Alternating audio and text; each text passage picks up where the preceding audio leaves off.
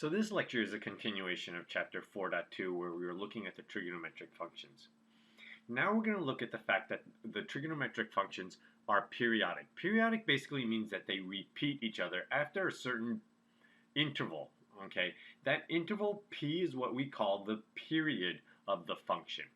Okay, because if I do f of t plus p, that's equal to f of t. We see that in the circle where if I go 360 degrees, okay, then my angles start to repeat. Okay, and that's going to be true for our sines and cosines and cosecants and secants. 360 degrees or 2 pi is my period.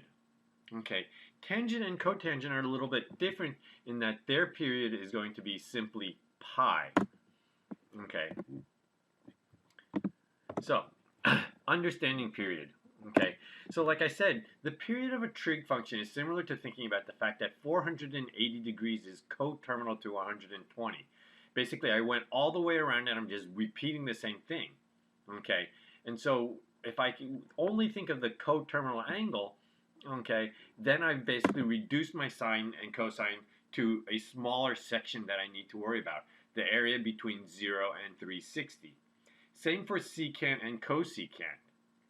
And actually, if I think about the cosine function, okay, I really only need to think about it from 0 to 180 because it kind of repeats going around the other side, just on the minus, because it's an even function.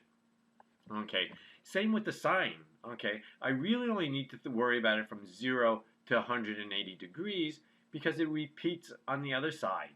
Okay, just on a minus function. Okay. The tangent and cotangent are different, okay, because tangent is the slope of ray BC. Okay, so here I have some negative slope, okay, I'm not sure what it is, you know, somewhere around, I don't know, -2 perhaps.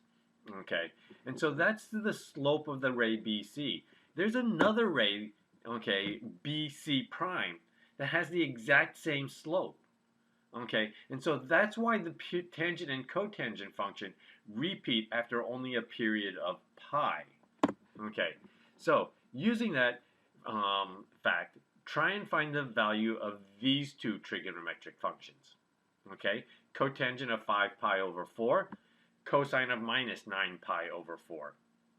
Okay, remember the period aspect. Okay, so first one, cotangent of 5 pi over 4 is the same thing as pi over 4 plus that period pi. So I don't really care about that plus pi. It's just going to repeat. So the cotangent of 5 pi over 4 also equals the cotangent of pi over 4. And since that's the slope of a line at 45 degrees or at pi over 4 radians, okay, 1 over the slope as a matter of fact, but my slope is just 1, okay, then my cotangent at that point is also 1. For the cosine of -9 pi over 4, think about that. I went all the way around, okay, 2 pi radians or 8 pi over 4, okay, and so I'm at cosine of minus pi over 4. But cosine is an even function, so minus pi over 4 is the same thing as cosine of pi over 4. Again, since that's a 45-degree angle, the cosine of pi over 4 turns out to be nothing more than square root of 2 over 2. Okay? Thank you very much. Oh, while we're doing in this unit, okay, I do want you to be careful, okay? A lot of times we make a lot of mistakes because our calculator is in the wrong mode. Okay? Know how to change your calculator from degrees mode to radians mode. In math, radians mode is probably more useful. Okay, but learn how to check and learn how to change modes between degrees and radians. You should get a sense of when your calculator is giving you something that might be a little odd. Okay, and that'll remind you to check your calculator. Thank you.